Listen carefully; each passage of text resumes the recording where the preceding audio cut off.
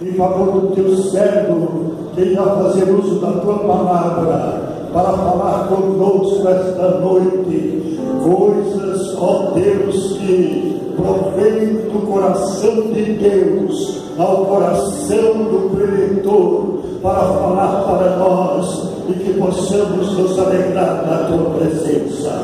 O Senhor tem estado conosco esses dias e hoje não é diferente. Esperamos a tua direção, a tua graça e a tua bênção, Pai. É o que nós te pedimos, em nome de Jesus, nós te agradecemos. Amém. Graça e paz da parte do Senhor Jesus a todos, amém? Amém. Deus seja louvado. Eu queria agradecer primeiramente a Deus pela oportunidade de ter cedido esse púlpito para que eu pudesse compartilhar a palavra de Deus com os irmãos. Em segundo, queria agradecer ao pastor Clementino pela confiança de poder permitir que eu estivesse aqui compartilhando a palavra e toda a sua equipe. Saúdo também todos os pastores, saúdo também os irmãos na gloriosa paz de nosso Senhor Jesus Cristo, nosso Salvador.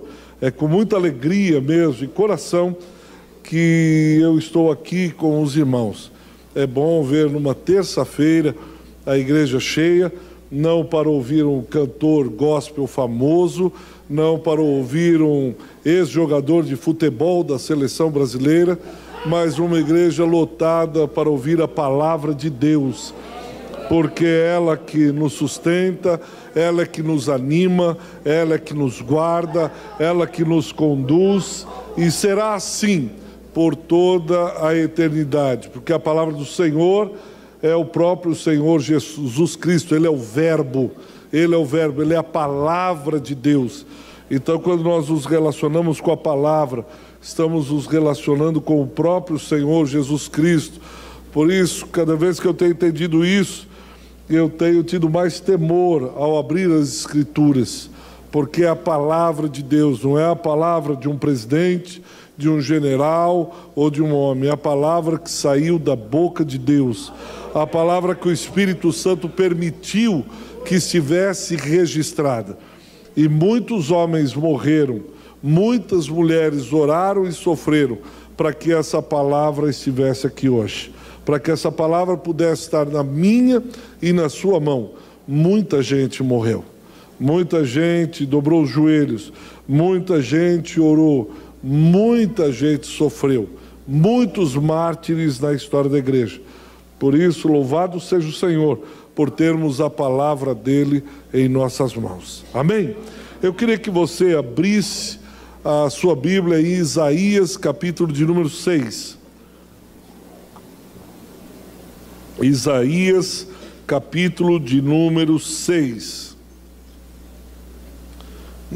Certamente você já ouviu essa palavra, talvez até já tenha pregado essa palavra, e eu também já preguei essa palavra, mas todas as vezes que eu prego, o Senhor sempre traz algo novo, sempre útil para o ensino, para a aprendizagem.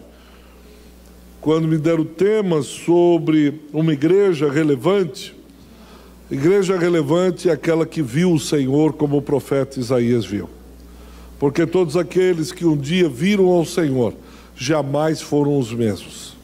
Todos aqueles que um dia tiveram um encontro com Cristo, jamais foram o mesmo. Eu me lembro que aos 8 para 19 anos, o Senhor me encontrou numa igreja pequenininha, muito simples, lá na Santa Clara, num lugar onde nunca eu tinha estado antes. Uma igreja muito simples, mas quando eu entrei lá, alguma coisa aconteceu. De lá nunca mais saí. Eu fiquei mais de semanas chorando. Entrava no culto dos jovens, eu lembro de encostar minhas costas na parede e começar a chorar. E aí vinha um irmão disse: o que está acontecendo? Eu dizia: eu não sei, mas é alguma coisa aqui, e eu não sei, mas é algo que está acontecendo. E chorava, e um desejo irresistível de ler as Escrituras, uma vontade de estar na igreja, uma vontade de comungar, e quando eu vi o púlpito eu disse, é isso que eu quero, essa palavra, essa gente. Era gente muito simples, gente muito humilde, mas eu disse, parece que eu tinha encontrado a casa, encontrado o meu lar, a vida fez significado.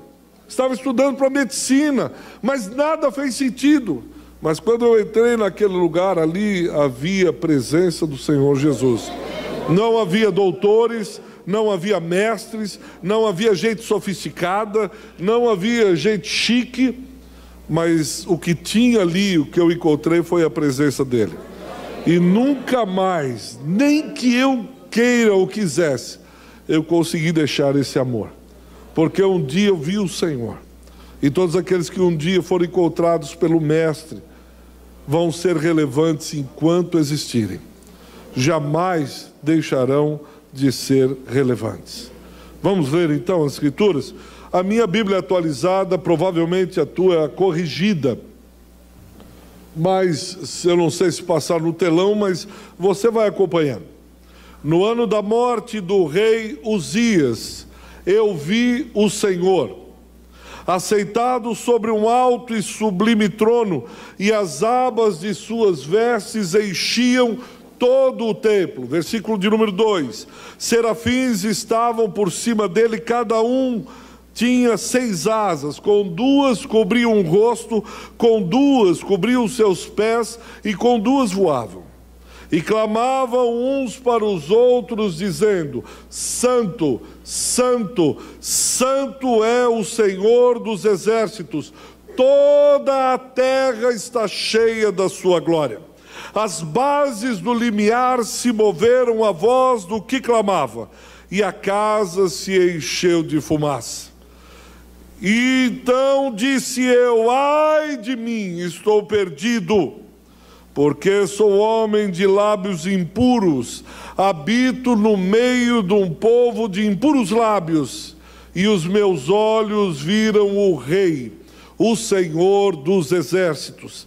Então um dos serafins voou para mim, trazendo na mão uma brasa viva, que tirara do altar como uma tenaz. Com a brasa tocou a minha boca e disse: eis que ela tocou os teus lábios. A tua iniquidade foi tirada, e perdoado o teu pecado.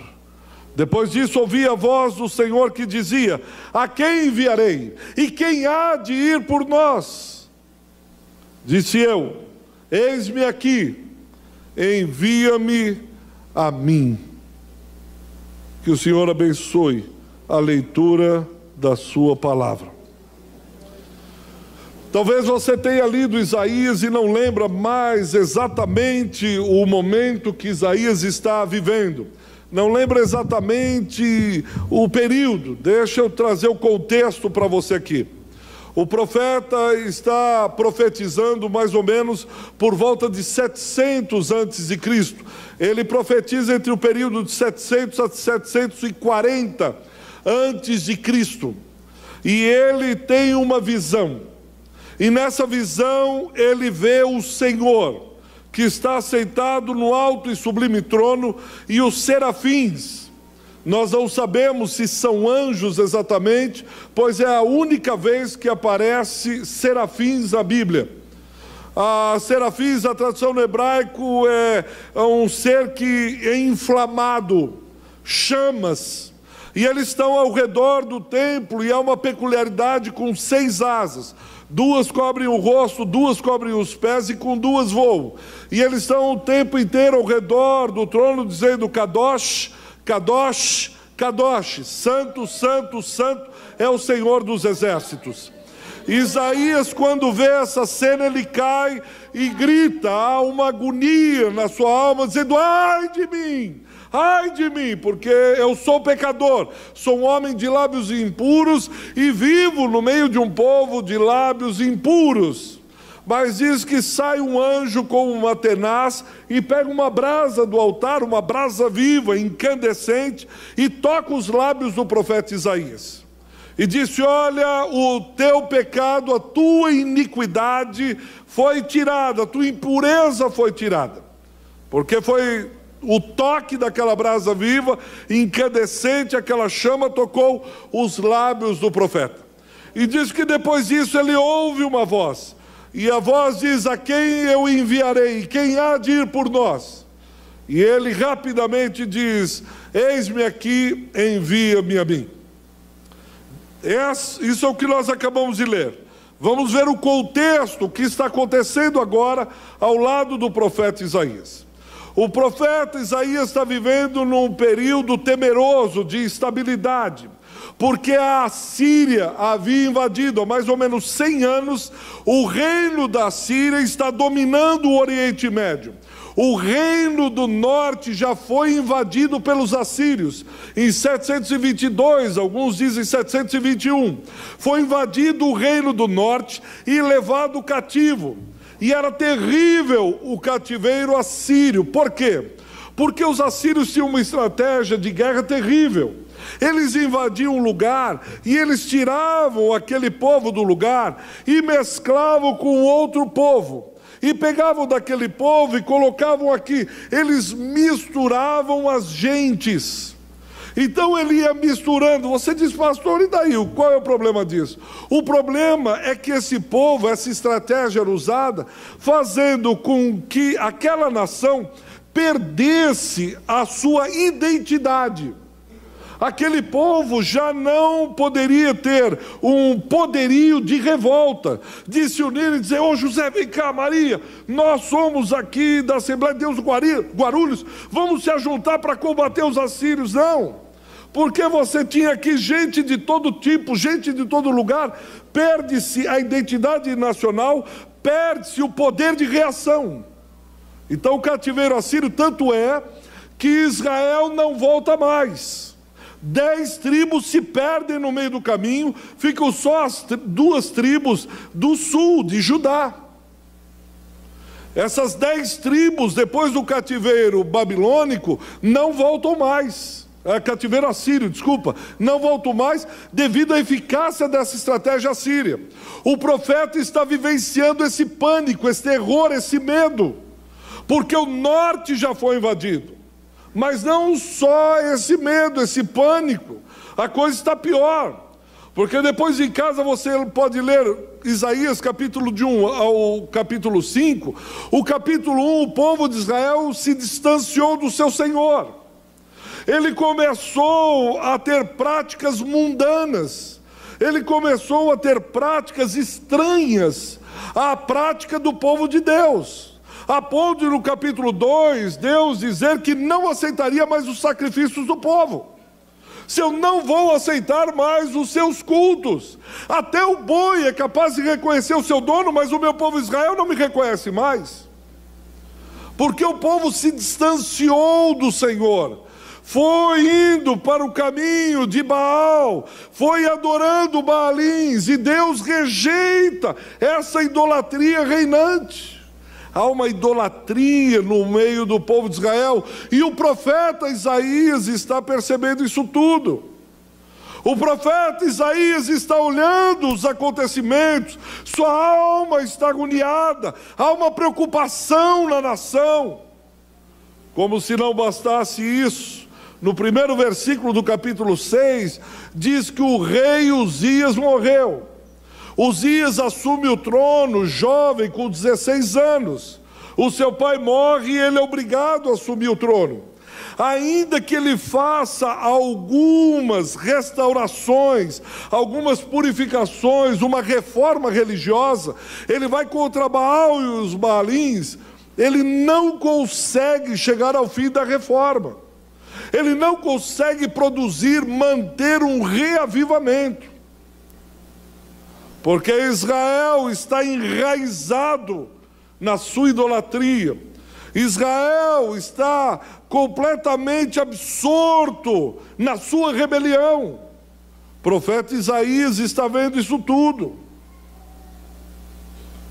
E quando ele olha para o trono, ele é chegado do rei Uzias. E ele olha e o trono agora está vazio, porque foi no ano da morte do rei Uzias.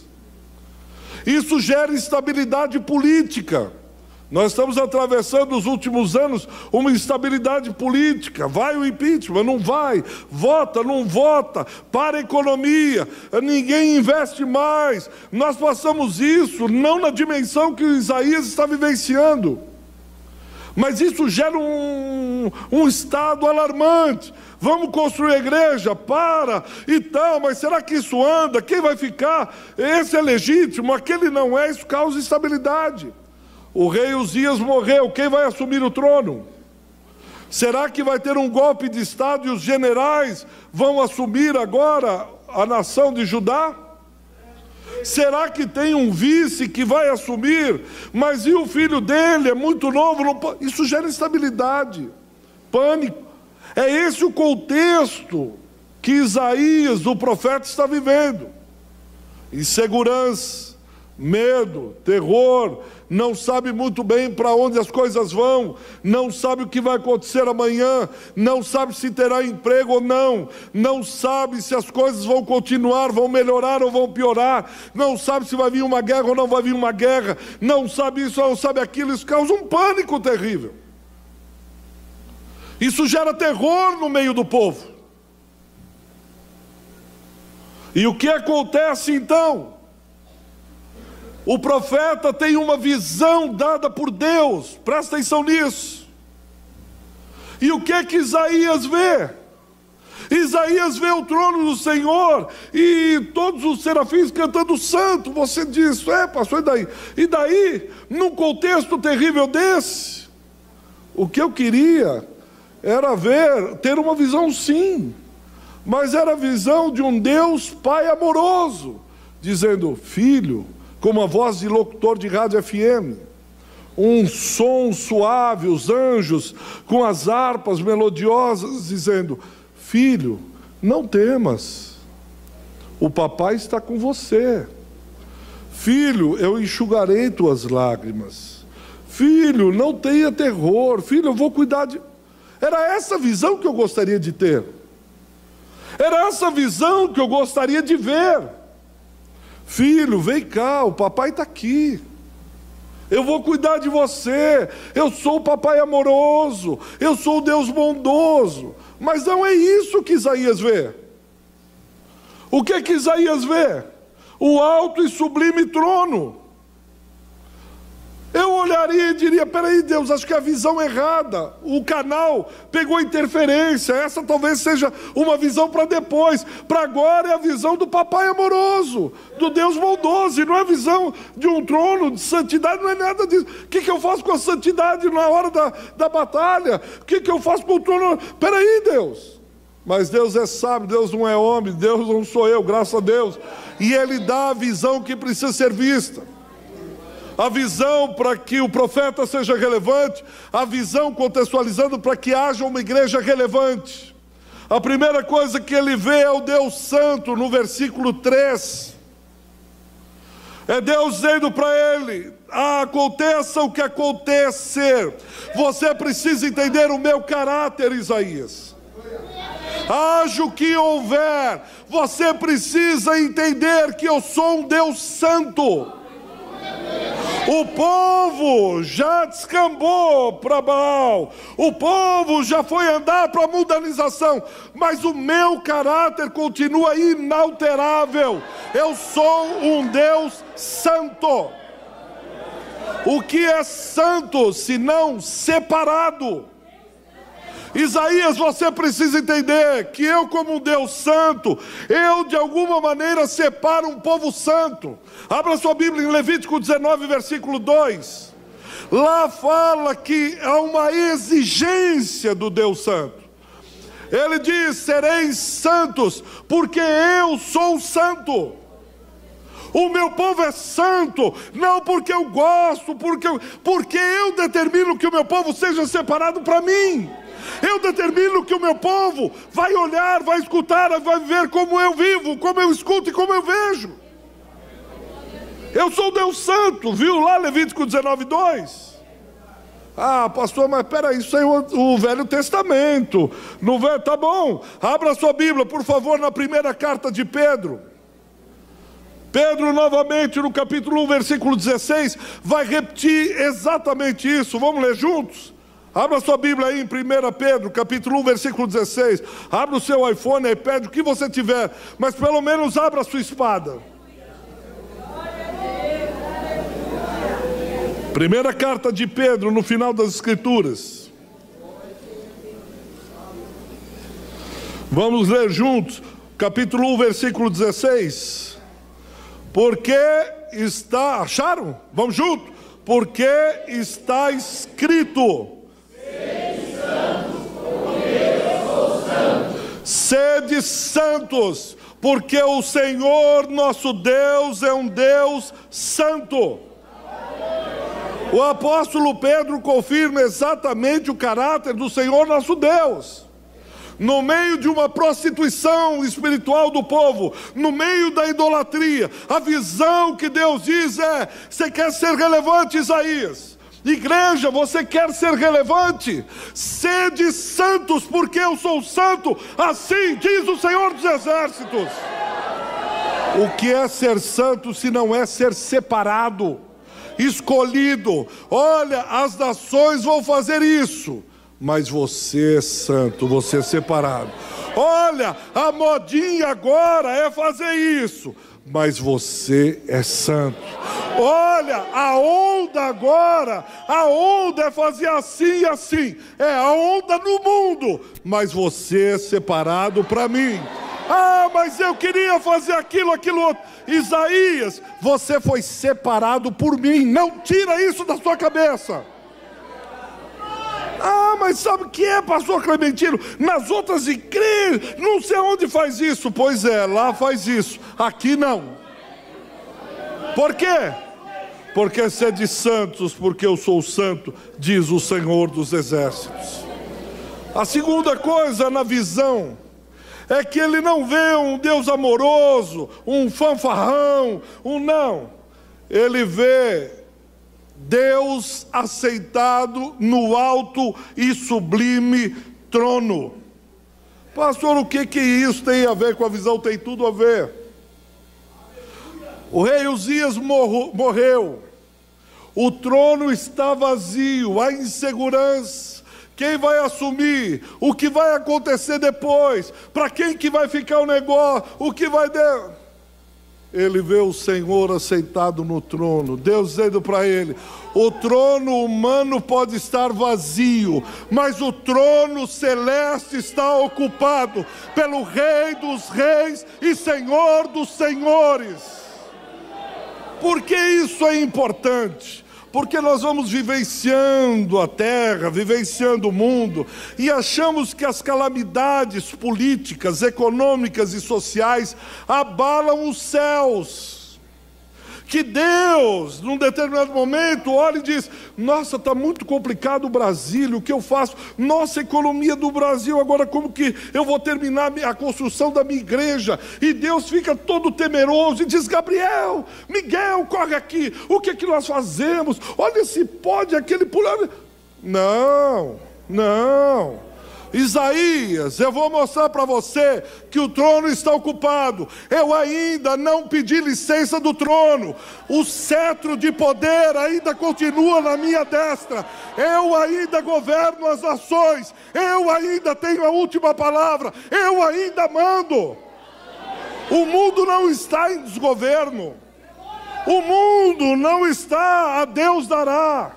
O mundo não está em naufrágio, indo a pique. Há um Deus que ainda é Senhor da história. Há um Deus que ainda não pediu licença do seu trono. Há um Deus que é Rei dos Reis e Senhor dos Senhores, assentado no alto e sublime trono. É isso que Isaías vê. É isso que o profeta vê. É isso que eu e você precisamos ver, se quisermos ser relevantes nesse mundo. É isso. Nós não podemos perder de vista isso. Deus está sentado no alto e sublime trono.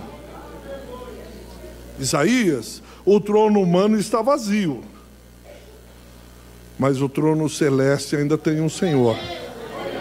Ele está lá. Ele está lá olhando para mim, olhando para você, olhando para todo lugar. E isso faz com que eu e você sejamos relevantes, porque há uma confiança que há um Deus que rege a história, um Deus que não está de costas, um Deus que não está à deriva, perdido com os últimos acontecimentos, um Deus que não está em pânico porque a igreja está mundanizando, um Deus que não tem medo dos exércitos, um Deus que não levanta pela manhã e começa a comer as unhas, preocupado porque o inferno está muito ativo. Ele continua sendo soberano, Ele continua sendo El Shaddai, Ele é o lírio dos vales, Ele é a rosa de Saron, Ele é a estrela da manhã, Ele é o sol da justiça, e o será eternamente, eu e você vamos vê-lo eternamente assentado sobre o alto e sublime trono, durante toda a eternidade, Ele continuará lá. Eu participava de uma missão e nós saíamos ao sábado, que é o Shabat dos judeus, para evangelizar judeus, lá no Bom Retiro e em outros lugares, onde tinham colônias judaicas. E aí, uma vez eu estava na Praça da Luz, e me aceitei do lado de um senhor, e comecei a evangelizá-lo. A gente usava plano de salvação só do Antigo Testamento, não falava o nome de Jesus, se referia a Ele como Eterno, e eu comecei a evangelizá-lo, falava, ele me interrompeu e disse: ô garoto, era jovem na época, ainda sou, né, mas era mais jovem do que sou hoje, e ele disse: o que você está querendo me ensinar?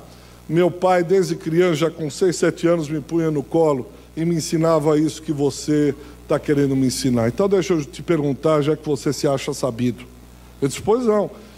Ele disse: onde estava Deus quando 6 milhões de judeus foram exterminados em Israel? Onde estava esse Deus que você está falando aí, quando na cidade onde minha família morava, meu pai, havia um senhor, que era um alemão, que era expert em fazer tamborins com prepúcio de judeus? Onde estava quando nós sofríamos lá, Deus? Eu fiquei sem resposta na hora. Deus, onde é que o senhor estava? E aí depois fui pensar em casa. Isaías 6 disse assim: eu estava onde eu sempre estive, sentado no alto e sublime trono. Eu estava onde sempre estive. O meu povo virou as costas para mim, mas eu estava lá, no alto e sublime trono. Os nazistas não tinham a direção da história. Deus estava lá, e eles sabiam o porquê. O que é que Isaías vê? Isaías vê, quando vê o Senhor, ele vê a Ele mesmo. Essa talvez seja uma das verdades mais impactantes dessa visão de Isaías. Veja o versículo 5. Quando nós temos uma visão do Deus Santo, parece que as coisas são colocadas no lugar, como a gente diz, Deus coloca os pingos nos is. Quando nós temos uma visão da santidade de Deus e do seu trono, parece que a ordem se estabelece no universo. Isaías olha esse trono, quando ele vê a Deus, ele vê a si mesmo, vê a sua pequenez e a sua miserabilidade. Ele diz: ai de mim, porque sou pecador e habito no meio de um povo de lábios impuros. Ele se vê, ele se enxerga, não como o mundo enxerga, não como ele mesmo se enxerga, mas como Deus Santo o vê, diante de sua santidade. Porque isso é importante, porque nós vivemos uma época no mínimo estranha, onde eu vejo pela televisão um pastor dizendo: Deus é obrigado a nos abençoar, Deus vai cumprir a nossa oração, Deus vai, e continua assim. E lá a certa altura ele disse: e se Deus não fizer, eu rasgo a Bíblia, e ameaçou rasgar a Bíblia. Aí eu fiquei pensando na cena, Deus, o soberano sentado no trono, mordendo as unhas, tremendo, e disse: Gabriel, Miguel, Serafins, todo mundo aqui, corre, corre. E o pastor assim: eu vou rasgar, hein? Ele disse: não, minha palavra não, por favor. Ai, minha palavra não rasga, filho. Eu vou rasgar. Ai, por favor, eu já vou te dar bênção. Miguel, corre, vem rápido. Ó lá. Não, minha Bíblia não, coitada, a Bíblia sagrada, minha palavra. Então corre para me atender. Quem ele pensa que é? Quem ele pensa que é? Com quem ele está falando? Com quem ele está falando? Não é o Deus das Escrituras. Não é o Deus que se assenta no alto e sublime trono. Pode ser qualquer um outro deusinho, mas não o Deus Santo. Porque se ele visse o Senhor, ele cairia de joelhos, dizendo: misericórdia de mim, porque sou pecador. Misericórdia, misericórdia, misericórdia. E por toda a eternidade ele estaria pedindo a misericórdia do Deus Todo-Poderoso. Porque quando nós vemos ao Senhor, nós temos dimensão de quem nós somos. Jó, capítulo 42, versículos 5 e 6. Jó, todos conhecem, no capítulo 1, ele vai passar por uma provação dura, difícil. Ele era um homem justo perante os olhos do Senhor. Ele é um homem que sacrificava por si e por seus filhos. Aí Deus diz: olha, Jó, nós vamos caminhar juntos então, e você vai passar por um vale por algum tempo. Ele sai desse vale, no capítulo 42, versículo 5, ele olha e diz assim: antes eu te conhecia, mas não conhecia tão bem, mas agora que eu vi o Senhor. Antes eu te conhecia de ouvir falar, de frequentar domingo a igreja, de ir de vez em quando em acampamento, de tocar um louvor ou outro. Mas agora eu te conheço porque os meus olhos te viram. Os meus olhos te viram. E a partir daí a minha vida mudou. A partir daí a minha concepção de quem é Deus é outra. Lucas capítulo 5. O Pedro lá está pescando, o apóstolo, e pesca durante a madrugada inteirinha e não pega nada. Aí o Senhor olha para ele e diz assim: Pedro, joga a rede do outro lado. Senhor, o Senhor é mestre, o Senhor conhece tudo, mas quem conhece o mar aqui sou eu. Pescador sou eu. Desculpa, não é nada pessoal, não quero ofendê-lo, mas eu pesquei a noite inteira. Eu nasci com o pé nessa água. Eu olho para o peixe, eu digo o que é, já falo onde está. Vai vir chuva, eu conheço tudo aqui. Desculpa, o senhor é mestre, mas o senhor é da carpintaria. O senhor mexe com madeira. Agora, mar é comigo. Desculpa, não é nada pessoal. O senhor é Deus, está tudo. Mas mar é comigo, eu sou pescador. Mas, sobre a tua palavra, eu lançarei a rede. E ele vai, lança a rede e começa a vir peixe, peixe, peixe. Qual a reação dele? Ele olha e diz: afasta-te de mim, Senhor. O que é que ele viu? Ele viu quem realmente estava no barco. É o Senhor, é o El Shaddai, é o Eu Sou de Êxodo, é o Criador de Gênesis, é o sacrifício de Levítico. Quem está no barco não é qualquer um, não é qualquer carpinteiro. Ele vê o Senhor. No versículo 8 de Lucas 5 ele diz: afasta-te de mim, vai para longe. Por quê? Porque eu sou pecador. Ô Pedro, até que enfim você viu quem estava com você. Quando você vê o Senhor, a sua reação é outra. Havia um religioso, um homem justo, Atos capítulo 9. Ele está no caminho de Damasco e ele vai pegar cristão, porque na terra dele cristão não vai ficar pregando qualquer coisa. Ele é macho, ele é paraibano, ele vai para cima. Ele vai a cavalo, vai com carta e diz: nós vamos matar cristão. Vai. Ele tem uma visão. Quem é que ele vê? Quem és tu, Senhor? Eu sou aquele que você persegue, Jesus de Nazaré. Cai do cavalo, fica cego, e depois vai ser encontrado orando na rua direita. O perseguidor Saulo, agora é o perseguido Paulo. Por quê? porque ele viu o Senhor. Aqueles que veem o Senhor não podem mais viver do mesmo jeito. Aqueles que têm uma visão de Deus não vivem mais de qualquer maneira. Aqueles que veem o Deus Santo mudam completamente a sua vida, mudam completamente a sua trajetória. São outros. Apocalipse capítulo 1, o apóstolo João está exilado na ilha de Pátimos. O apóstolo que reclinava a sua cabeça no peito do mestre. Ele tem uma visão, se aproxima dele um varão. Ele entende que é o Cristo ressurreto. Ele diz, quando eu o vi, eu caí como morto. Apocalipse 1, versículo 17. Ele cai, mas ele não é o apóstolo, mas ele não é o Bambambam, ele não é o grande João. Tantas quantas vezes ele ver o mestre, ou eu, ou você, vermos o mestre, nós caímos diante do trono, diante da glória, diante da majestade. Esse é o Deus que nós servimos. Esse é o Deus que Isaías cai e diz, ai de mim, ai de mim, ai de mim, ai de mim. Se eu parasse essa mensagem agora, nós saímos aqui e disse, e agora então, se é assim, o que nós fazemos? No versículo de número 6, ele mostra a nossa ineficiência. Ele sabe que eu e você não podemos produzir santidade. Santidade não se produz. Nós não podemos perdoar os nossos pecados.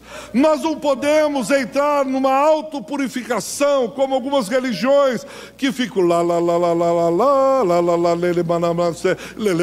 que está fazendo, estou me purificando. Não dá. Santidade tem que ser do caráter dele. Ele olha para Isaías e diz, Isaías, eu sei que você não pode. Isaías, ninguém pode. Mas eu olho com você com amor e ternura. Por isso ele olha para um anjo e diz, vai pegar uma brasa viva. Levanta o meu servo, põe essa brasa viva nos lábios do meu servo. E levanta o meu servo. Ele toca em João, dado como morto. E diz, levanta, ele estende a sua destra de poder. Sabe por quê? Porque nosso Deus não é um grande general, com roupa camuflada, um coturno enorme, e que vê o homem caído, clamando por misericórdia, ele vem e pisa, como se estivesse matando baratas, para mostrar que ele é o grande, é o bacana, é o todo-poderoso. Ele não é um Deus que olha e diz, ou você me serve ou eu tiro o teu filho, ou você me serve ou eu vou tirar o teu emprego, ou você faz isso ou eu corto a cabeça, ou você faz aquilo ou eu mando raio sobre... Não! É o Deus amoroso que olha para um homem que está como num oceano, se afogando, tentando ser salvo, puxando os próprios cabelos, e ele diz, é impossível, mas o que é impossível para os homens, é possível para Deus. Eu te levanto do monturo e o faço sentar ao lado de reis. Eu tenho misericórdia de quem eu quiser ter misericórdia. Eu levanto e eu abato. Isaías não é capaz de produzir santidade, mas Deus o é. Quando a igreja começa a clamar, pedir, buscar, ele olha e diz, eu sei que você é pequeno e fraco, mas em mim você pode todas as coisas em mim. Sou eu que te fortaleço, a minha alegria é a tua força. Esse é o Deus misericordioso e amoroso da Bíblia. Ele diz, Isaías, eu sei que você não pode, mas eu mando os meus anjos te ajudarem. Impressionante o amor de Deus, como Ele nos tira de cada enrascada que a gente se coloca, como Ele nos salva de lugares que a gente entra e diz, por que eu entrei aqui? Mas Ele não resiste ao coração contrito, com amor, Ele diz, não, mas eu te tiro daqui. E eu quero finalizar no versículo 8. Veja aí sua Bíblia, Isaías 6, versículo 8.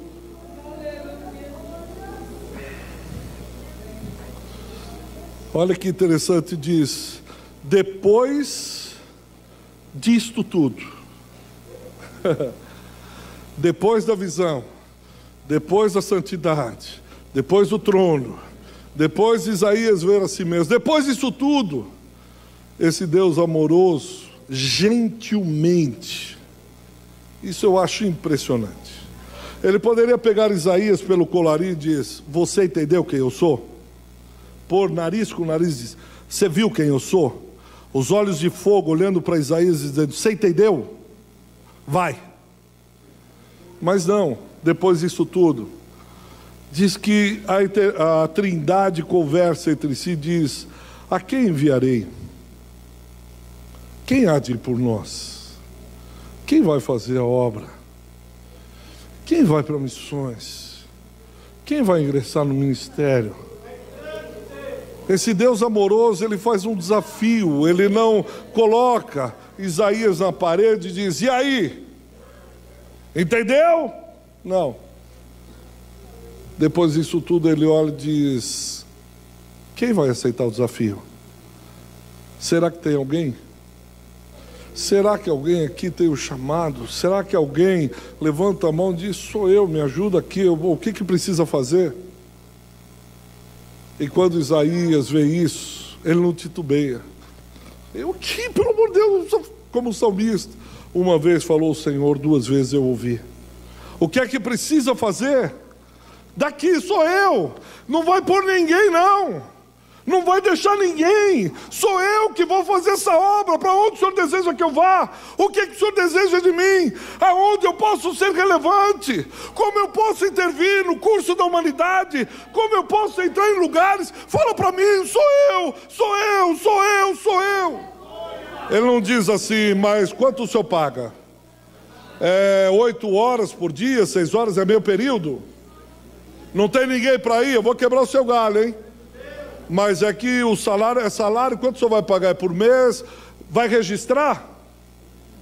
Se eu entrar na obra, começar lá no campo tal, o senhor vai registrar? Como é? Quem viu o Senhor não faz essa pergunta. Não. O mercenário faz.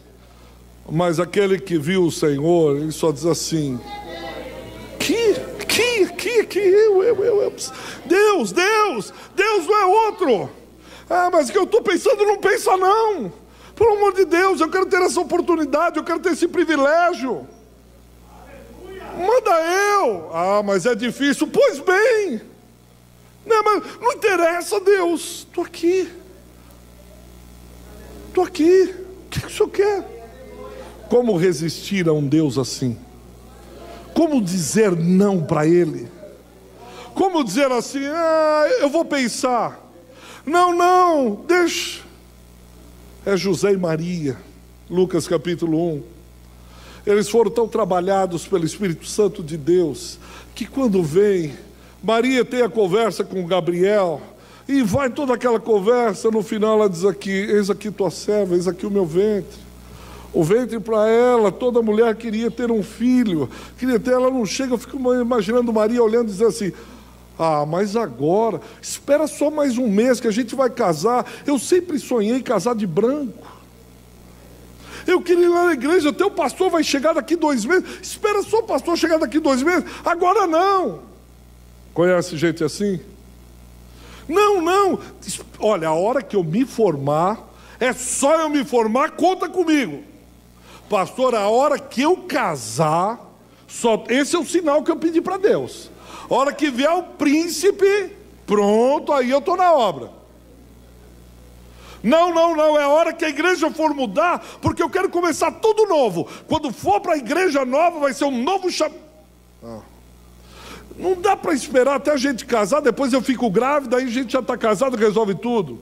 É agora, Gálatas 4:4, na plenitude dos tempos, Deus enviou o seu Filho. Hoje, aprove ao Senhor falar contigo. Mas não podia ser domingo, porque eu só vou vir domingo, é hoje. Mas não podia quando eu tinha... se eu ouvisse essa mensagem quando eu tivesse 18 anos. Você está ouvindo agora, o chamado agora. Você está ouvindo o Senhor, é agora, não é amanhã. Não é quando você tinha 18 anos, é agora. Eis-me aqui, envia-me a mim. Estou aqui à tua disposição. Faça com o teu servo o que o Senhor quiser. Use e abusa. Todos aqueles que um dia viram o Senhor não têm outra resposta senão: eis-me aqui, envia o teu servo. Eu queria orar com os irmãos. Eu queria rogar agora a Deus pela sua vida. Queria que você orasse. E eu vou pedir que Deus ouvisse a sua oração. Se Deus o trouxe aqui, Ele sabe a razão de você estar aqui. Assim como Ele sabe o propósito que me trouxe aqui. Abaixe sua cabeça por um instante. Feche os seus olhos. Talvez alguns aqui estão esperando. Viram o Senhor, mas ainda estão esperando. Outros estão negociando. Outros estão ainda olhando para a vida. Outros ainda estão pensando. Outros ainda não entenderam acerca da santidade. Outros ainda não viram o trono. Talvez há uma visão. Talvez hoje você precise pedir que Deus traga uma visão renovada. Uma visão renovada para o teu ministério. Uma visão renovada para a tua vida. Uma visão renovada para a tua caminhada. Como fez com Paulo, como fez com Pedro, como fez com Tomé, como fez com João, como fez com os seus santos apóstolos e profetas, e como deseja fazer com você uma visão renovada. Pai, visita-nos nessa noite, como o Senhor visitou naquele tempo de intensa preocupação, luta, medo, insegurança. Nos visita também, a fim de que sejamos uma igreja relevante, separada pelo Senhor, santa, servindo ao Deus Santo, cheia do Espírito Santo de Deus. Se faça verdadeiro Levítico 6, que o fogo arderia e não se apagaria no altar. Se há alguma chama aqui, Senhor, sendo apagada pelas cinzas de ontem, que o Senhor traga uma visão que renove, a fim de que a chama continue viva, acesa no altar, pegando fogo, fogo pentecostal. Um coração inflamado pelo Espírito Santo, uma alma cheia de temor e tremor diante do Deus Santo ao qual servimos.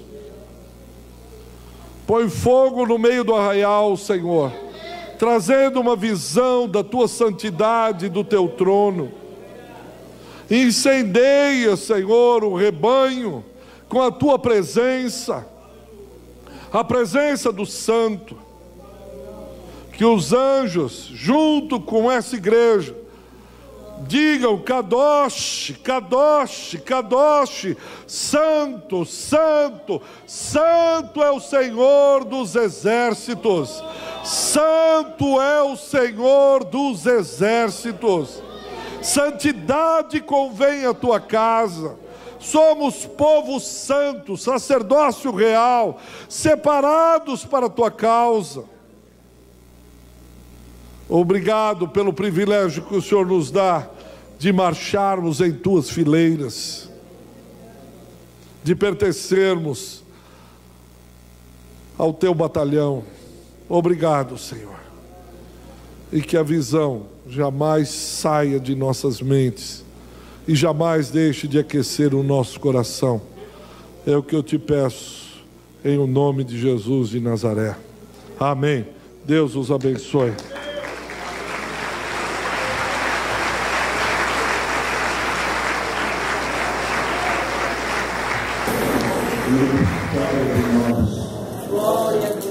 Que sejamos santos, separados deste mundo para servirmos ao Senhor. Merece muita glória, merece muitos louvores. E aleluias. Vamos lá? Aleluia, aleluia, aleluia. Glória a Jesus. Aleluia, aleluia,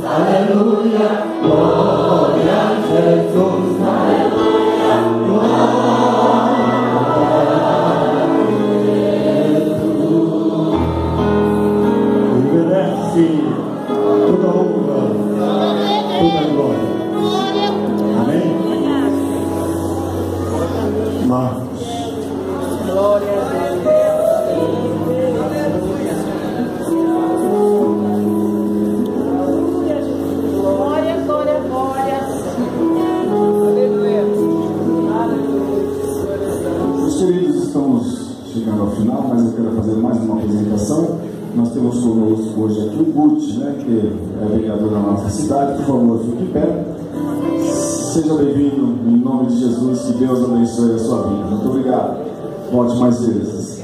E lembrando que amanhã a festa continua.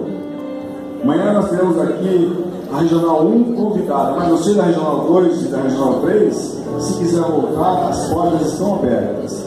E amanhã estará aqui o pastor Ziel Machado pregando a palavra de Deus. Se eu fosse você, eu não perderia. Vai até domingo, então você tem mais alguns dias da semana para cooperar conosco. Muito obrigado, pastor Ricardo Vitor. Que Deus continue abençoando a sua vida. Foi uma grande bênção mesmo. E muito obrigado aos irmãos da Regional 2, pastor Massal, que é o dirigente da sede da Regional, e Regional 3, pastor Paulo Roberto, que é o dirigente da sede. Vocês foram maravilhosos. Que Deus abençoe a vida de vocês. Vamos ficar em pé e vamos agradecer ao Senhor.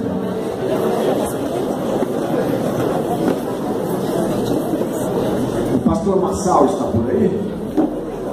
Pastor Iguapa precisa falar contigo, tá? Vamos orar?